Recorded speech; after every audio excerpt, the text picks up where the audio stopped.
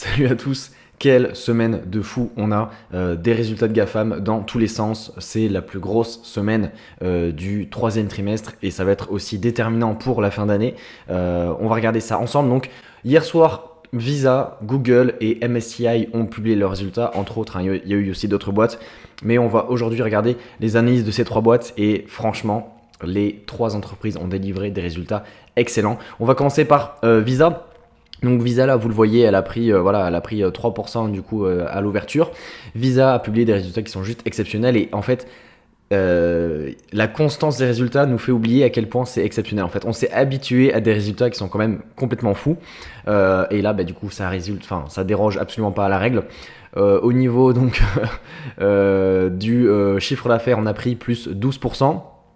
Au niveau des dépenses, elles ont augmenté que de 7%, ce qui nous donne en fait un bénéfice par action en hausse de 17%. Alors ce qui est extrêmement intéressant, c'est du coup que grâce au levier opérationnel de Visa, c'est-à-dire en gros la structure à base de coûts fixes, il y a beaucoup de coûts fixes en fait dans les dépenses de Visa, en fait permettent, lorsque vous avez une croissance du chiffre d'affaires, que les dépenses du coup augmentent moins rapidement, et donc vous avez une croissance du bénéfice qui est supérieure à la croissance du chiffre d'affaires. Donc là voilà, vous savez, 12% de croissance du chiffre d'affaires, 17% de croissance du bénéfice par action, donc c'est juste ouf.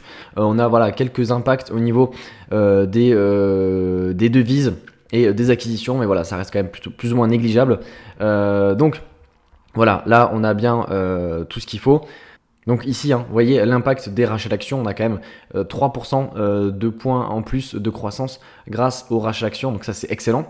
Au niveau des Key Business Drivers, ça c'est vraiment hyper important, vous avez un volume de paiement en hausse de 8%, un nombre de transactions en hausse de 10% et un nombre de transactions du coup à l'international en croissance de 13%. Donc là aussi on a des fondamentaux qui sont juste excellents et qui viennent donc forcément soutenir la croissance qu'on a citée auparavant, qui est entre 12 et 17% pour chiffre d'affaires, bénéfice et bénéfice par action. Voilà, donc en fait, il n'y a pas grand chose à dire, l'action délivre, vous avez des métriques en hausse de partout, volume de paiement, nombre de paiements, il y a de la croissance absolument partout. Le point que je voulais vous montrer donc au niveau aussi des cartes de débit qui ont été émises, pareil, vous avez 7% de croissance, c'est juste énorme. Donc concernant la segmentation des dépenses, encore une fois, on a vraiment un résultat excellent. Le levier opérationnel marche extrêmement bien puisque vous avez une hausse de 7% des dépenses. Et notamment, les dépenses de personnel et les general and administrative sont en hausse mais très modérée. Donc ça vous donne en fait 7% d'augmentation des dépenses face à 12% d'augmentation du chiffre d'affaires. Donc ça c'est vraiment excellent. Et enfin, du coup, au niveau des free cash flow, on a quand même une légère baisse. On est autour des 18-19 milliards. Face à l'an dernier, on avait, je vais vous mettre les free cash flow, l'an dernier on avait combien, on avait 19,7 milliards. Alors bon, franchement c'est pas très grave puisqu'en fait vous avez quand même le fonds, en fait c'est le besoin en fonds de roulement qui vous grève vos résultats, puisque là vous voyez on est à moins 14 pour les 12 derniers mois, alors qu'en 2023 on était à 10 milliards. Donc forcément ça va impacter, mais le free cash flow c'est pas non plus ce qu'il y a le plus important, parce qu'en fait il y a une énorme il y a un timing en fait qui va jouer sur les free cash flow, et donc s'il y a une baisse sur un laps de temps assez court, c'est pas du tout grave. Et avec ce free cash flow, qu'est-ce qu'on fait? On rachète des actions en masse, ce qui nous a permis du coup d'avoir 3 points de pourcentage en plus sur la croissance du bénéfice par action. Et aussi on a on a versé quelques dividendes, mais ça c'est pas le plus important. Concernant le conference call, on n'a pas appris grand chose. Visa, ça reste Visa, c'est un business qui est extrêmement stable, il y a de la croissance, il n'y a pas vraiment de souci avec les concurrents. Le seul souci en fait, c'est vraiment la régulation, et donc qui pourrait faire émerger de nouveaux concurrents. Le 24 septembre, donc le département US de la justice a décrété en gros le Sherman Act, et le Sherman Act c'est la loi antitrust. Donc le gouvernement aimerait démanteler Visa. Maintenant, est-ce que ça va se passer? Il faudrait qu'il y ait énormément de procédures. Visa est armé jusqu'aux dents avec des avocats. Il y a encore, pour l'instant, c'est encore que des attaques, et on le voit bien en fait. Ça fait déjà 6 mois, 1 an que globalement toutes les méga caps américaines subissent la régulation, le régulateur américain qui veut démanteler tout ça. Au final, est-ce qu'on aura un jour un démantèlement de Visa? Clairement pas sûr. En tout cas, voilà, ça c'est un des plus gros risques qu'il y a sur Visa, puisque honnêtement le business model est tellement bien protégé que en fait il y a très très peu de risques. Donc ça c'est affaire à suivre, mais voilà, c'est surtout beaucoup de bruit pour l'instant, le risque de régulation, que de réelles contraintes pour Visa. Et enfin, deux derniers points, il y en a un, c'était la question d'un analyste sur le levier opérationnel dans le futur, parce que Visa avait arrêté d'en parler depuis quelques trimestres. Quelle est la situation sur le levier opérationnel et dans le futur. Visa en gros expliquait tout simplement que pour eux le levier opérationnel, donc voilà vraiment la réduction des dépenses face au chiffre d'affaires, c'était pas une priorité puisque pour eux ils veulent d'abord investir dans leurs produits et dans leurs services pour assurer la croissance future. Donc c'est peut-être pas tout de suite qu'on aura vraiment un gros levier opérationnel, même si le trimestre nous le prouve, hein. On a quand même un beau levier opérationnel, mais dans le futur, voilà, il ne faudra pas s'attendre non plus à des grosses augmentations de marge, puisque voilà, ils favorisent d'abord la croissance. Et enfin, le dernier point que je voulais vous montrer pour Visa, c'était donc Wero Wallet, c'est quoi? C'est un nouveau réseau de paiement qui se veut concurrencer Visa grâce à des virements voilà, en moins de 10 secondes. Il y a énormément de doutes là-dessus. Il y en a certains qui pensent que voilà, Visa va se faire disrupter. Pour l'instant, Visa, ça reste une entreprise qui génère des milliards de paiements chaque année. Donc pour l'instant, voilà, l'impact de Wero est quasiment invisible et on verra par la suite. Hein, voilà, c'est un des points principaux à surveiller avec Visa, c'est la régulation et donc l'émergence de nouveaux acteurs, plus ou moins voilà, de force par les États qui veulent concurrencer Visa. Et enfin, donc pour la valorisation de Visa, voilà, moi j'ai repris une demi-action là pour l'instant. J'attendrai voilà, dans les prochaines semaines avec la volatilité qu'il y a, peut-être pour en reprendre une deuxième. Mais globalement, voilà, on est encore à 31 fois les bénéfices. Ça reste quand même ridicule, hein, franchement, pour Visa, pour la croissance qu'ils ont, pour la sécurité du business model. Voilà, c'est vraiment pas grand-chose. Et au niveau voilà, des free cash flow, on est pareil autour de 30 fois. Donc ça reste une valorisation qui est quand même correcte pour Visa. Voilà, 30 fois les bénéfices, 30 fois les free cash flow, ça reste quand même une valorisation qui est quand même très très correcte pour Visa. Donc voilà, moi je suis acheteur sur ce cours-là. On va passer sur MSCI. MSCI qui a aussi publié d'excellents résultats. On va, voilà, d'ici, parfait. Je vous montre que des présentations, que des belles présentations, ça c'est cool. Voilà, MSCI qui a publié donc du 16% de croissance du chiffre d'affaires, dont 5% liés à des acquisitions, puisque vous le voyez ici, les revenus organiques, donc déduits des acquisitions, s'élèvent à plus 11%, c'est déjà énorme. Les marges d'EBITDA qui sont en augmentation et la croissance du free cash flow qui est là aussi impressionnante. On a du 15% d'augmentation du free cash flow. Et enfin, la croissance du bénéfice par action ajusté de 12%. Donc voilà, c'est encore une fois exceptionnel, c'est excellent. Au niveau des zones géographiques, on a de la croissance absolument partout pour les formules par abonnement. Au niveau de la segmentation des résultats, voilà, la partie qui est la plus en croissance, c'est la partie index qui gagne 15% en croissance organique. Ensuite, on a la partie analytics, 7%, ESG, 11% en organique et enfin le private equity, 2%. Et le plus intéressant, c'est que en fait, l'index, c'est celle qui réalise la plus grosse croissance organique et en plus de ça, c'est la partie qui marche le mieux au niveau des marges d'EBITDA. Je vous montrerai ça tout de suite. Donc forcément, en fait, ça permet de booster les marges d'EBITDA. Le dernier point, donc, c'était concernant les marges. Donc vous avez des marges d'EBITDA en croissance, forcément, puisqu'en fait, la partie index qui marche le mieux est en croissance. Donc ça booste en fait la marge du groupe. Par contre, la marge opérationnelle, donc la marge EBIT, elle, est en décroissance. Mais pourquoi? Alors, ça n'a rien à voir. C'est tout simplement puisqu'en fait, elle a fait des acquisitions durant l'année. Et donc, vous avez ici l'amortisation des actifs intangibles qui est en forte hausse, donc due à l'amortisation des actifs intangibles acquis durant l'année. Donc en fait on est à quasiment 55% voire 60% de hausse de cette dépense là et donc forcément voilà, ça va venir diminuer la marge opérationnelle, mais encore une fois c'est un élément qui est plutôt exceptionnel, en tout cas qui n'est pas dû vraiment au côté opérationnel de MSCI. Donc voilà, c'est à relativiser et en fait c'est quasiment le seul point négatif des résultats qui sont quand même très très bons, je le rappelle. Concernant les notes du call, concernant le call, donc voilà, déjà ils ont battu le consensus.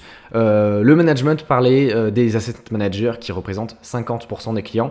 Ils disaient qu'en gros ils avaient des budgets serrés, ce qui en gros se traduisait par un taux de non-renouvellement des abonnements assez élevé sur le Q3 et qui devrait toujours se manifester sur le Q4. Donc voilà, attention à ce point-là, même si ça reste quand même très très sain, il y a des niveaux de croissance impressionnants.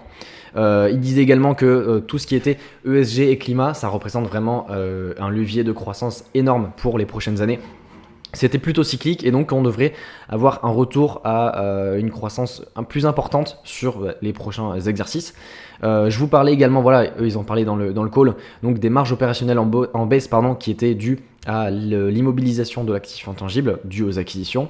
Ils précisent d'ailleurs leur objectif à long terme pour en gros une entreprise qui devrait délivrer du low to mid-teens, donc en gros low ce serait à peu près 12% et mid-teens environ 15%, donc voilà, entre 13 et 14% de croissance de l'EBITDA, et ça donc forcément c'est l'EBITDA, donc ça prend pas en compte les rachats d'actions qui sont à hauteur de 2% en moyenne, voilà, sur les dernières années.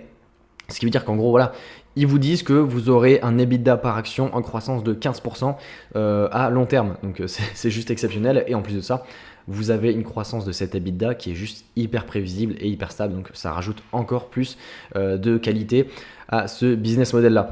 On va passer maintenant à Google. Google qui a vraiment tout explosé hier soir.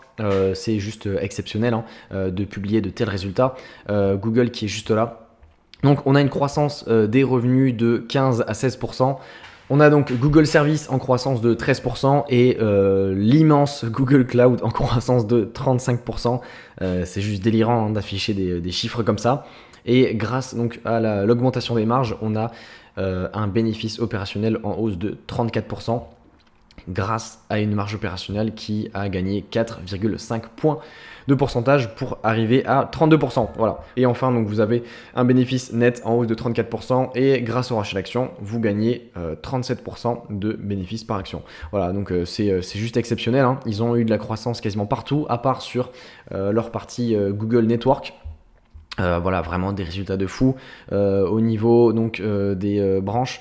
Au niveau de Google Search, on a pareil des niveaux de croissance à 2 chiffres qui sont impressionnants. YouTube Ads, c'est pareil, on doit être autour de 13-14% de croissance. Et là, voilà, vous voyez Google Network qui a une légère baisse. C'est d'ailleurs un des seuls, je crois que c'est le seul point d'activité, la seule activité qui est en décroissance durant ce trimestre-là. Par chance, voilà, elle représente pas grand-chose. Et au niveau voilà, des souscriptions, pareil, on a une croissance qui est juste immense. On est autour des 25% de mémoire. Et enfin voilà, vous avez le cloud pareil qui a explosé, donc ce qui fait que vos revenus sur le trimestre ils ont explosé. Concernant le bilan du groupe, je m'étais noté de vous montrer d'ailleurs que le cash, donc voilà ici cette ligne là, le cash total avait diminué depuis décembre 2023, donc ça c'est plutôt une bonne nouvelle dans le cas de Google, puisque voilà, ça fait quand même, pendant quelques années ils ont eu ce problème là d'avoir trop de cash, ils ne savaient pas quoi en faire, trop de cash à investir, et là on voit bien que donc l'IA permet à Google de dépenser son cash efficacement. Donc là voilà, vous avez une baisse de 17 milliards de cash entre décembre 2023 et septembre 2024, donc c'est ici une très bonne nouvelle pour Google, d'autant plus qu'en fait la dette en plus n'a même pas augmenté, donc voilà, il n'y a aucun souci de dette au niveau de la soutenabilité financière de Google, il n'y a vraiment aucun souci. Et enfin, donc au niveau des cash flows de Google, là forcément il n'y a pas de surprise. Quand vous avez une entreprise qui investit énormément dans sa croissance, vous allez avoir des capex en forte hausse. Et c'est justement un des points essentiels pour Google pour continuer à capter des parts de marché. Donc c'est un excellent point au final d'avoir une hausse des capex. Forcément, voilà, la baisse des free cash flow se matérialise, ou en tout cas peut se matérialiser par une baisse du cours de l'action. En tout cas, c'est pas du tout le constat qu'on peut en tirer sur Google en ce moment. Mais en tout cas, c'est une excellente chose qu'ils continuent à investir, et on regardera ça tout de suite dans les notes, dans mes notes du conf call. Le management essaie de dépenser le plus possible dans les capex pour assurer sa croissance future. Voilà. Concernant donc voilà les résultats, c'était tout ce qu'on pouvait en tirer. Je vais vous montrer donc mes notes du conf call. Donc ils ont explosé le consensus. On s'attendait à un bénéfice par action de 1,84 je crois, et ils ont donné 2,12. Donc c'est juste énorme. Concernant l'IA, voilà, en fait, c'est le point principal de Google durant ce call-là. Premièrement, ils ont dit que en fait, l'IA était utilisée absolument partout en interne, ce qui permet en gros de booster la productivité des ingénieurs. D'ailleurs, ils disaient qu'en gros, un quart de chaque code qui sortait de Google était généré par l'IA et ensuite revu par des ingénieurs. Donc forcément, ils vous le disent, en fait, ça permet d'aller encore plus vite et de booster la productivité. Donc ça, c'est excellent.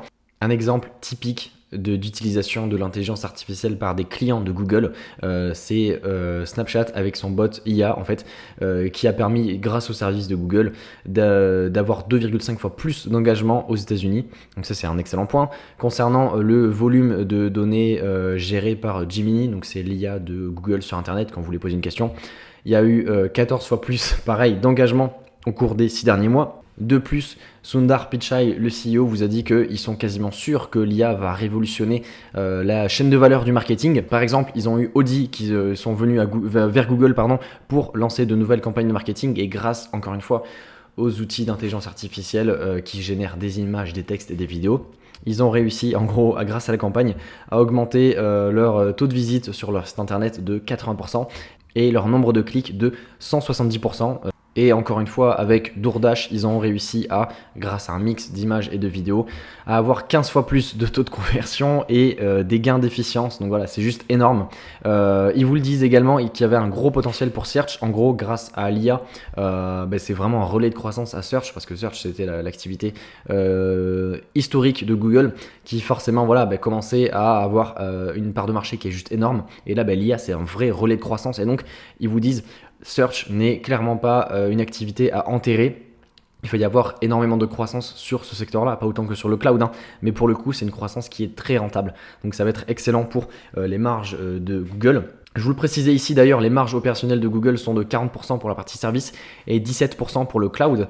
Et le cloud en fait monte en puissance au niveau des marges, mais ça va être très relutif pour les marges globales de Google.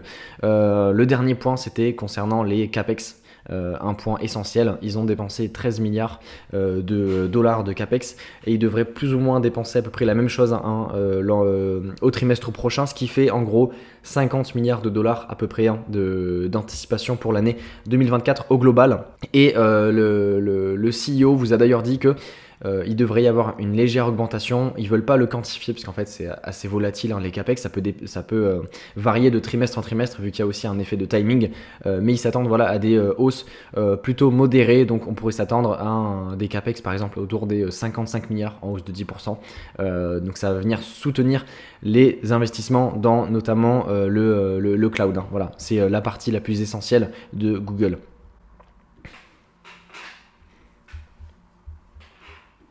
Si on regarde Google maintenant du côté du cours de bourse, voilà, ça a littéralement explosé. On a pris 5% et encore, vu les résultats qu'on a eu, on le rappelle, un bénéfice par action en hausse de 37%. 37% de hausse du bénéfice par action et on a un cours de bourse, je sais pas pourquoi ça bug. Et voilà, c'est bon, j'ai retrouvé mon TradingView et je vais vous remettre en view year to date. Vous avez une hausse de 5% et franchement, c'est pas non plus énorme. J'ai envie de dire, c'est vraiment pas énorme la hausse. Elle est totalement justifiée et même ça mériterait sûrement d'augmenter encore plus. En fait, voilà, ce que retient surtout le marché, je pense, de mon point de vue, c'est qu'elle reste quand même assez chère au vu de ses free cash flow. Mais encore une fois, ce qu'il faut comprendre avec Google, c'est que les free cash flow l'augmentation des dépenses d'investissement n'est absolument pas liée à des dépenses de maintenance, c'est uniquement des dépenses de croissance pour le cloud principalement. Et donc c'est ces dépenses-là qui vont permettre d'assurer la croissance future. Donc il faut pas du tout regarder en fait les free cash flow actuellement, vu qu'on est dans une période un peu transitoire, où il y a énormément d'investissements qui vont porter leurs fruits et qui portent déjà leurs fruits pour les prochains trimestres. Donc voilà, regardez plutôt le bénéfice par action pour Google, c'est beaucoup plus réaliste et actuellement en fait on paye que 25 fois les bénéfices, allez 26 fois, ça reste quand même ridicule. Au niveau des attentes, les analystes eux ils ont des attentes quand même très très élevées et c'est pas des attentes qui sont irréalistes puisque on vient de le voir, il y a 34% de croissance du bénéfice par action. Donc vous avez quand même des attentes qui sont autour des 13-14% de croissance par an et encore c'est assez faible, on le voit ici. Notamment la faible valorisation va permettre à Google de racheter massivement ses actions. Donc Google, voilà, vraiment on a une valorisation qui est vraiment attrayante pour le coup. Ce que retient le marché en plus de la hausse des capex, c'est surtout le risque de régulation. Donc c'est pour ça que quand vous avez 37% de hausse du bénéfice par action, le cours lui il prend juste 5-6%. Voilà, c'est pour ça que le marché réagit aussi timidement. On a fini avec Google, il reste encore d'énormes entreprises qui vont publier leurs résultats. On va avoir du Amazon, du Apple, du Microsoft et du Facebook durant les jours à venir. Donc voilà, restez branchés. Je vais essayer de faire du daily upload, je vais essayer de balancer pas mal de vidéos comme ça pour vous assurer le suivi des résultats. Et voilà, pour pas que vous perdiez le fil. Donc je vous dis à la prochaine, j'espère que ça vous a plu. N'hésitez pas encore une fois à poser vos questions dans les commentaires. Je prendrai beaucoup de plaisir à y répondre et je vous dis à la prochaine. Salut!